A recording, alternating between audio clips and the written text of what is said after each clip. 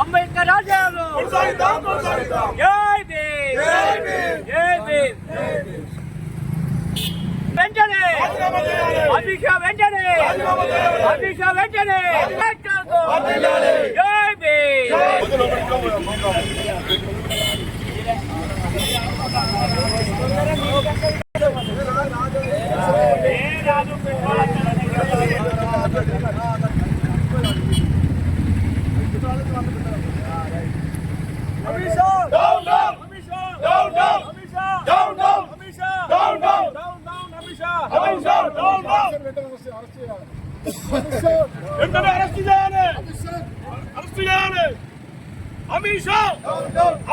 ఈరోజు అమిత్ షా గారి దిష్టి బొమ్మలు దాని ఒక హోమ్ మినిస్టర్ స్థాయిలో ఉండి ఆయన మాటలు నువ్వు ఇట్లా మాట్లాడడం అనేది కరెక్ట్ కాదు.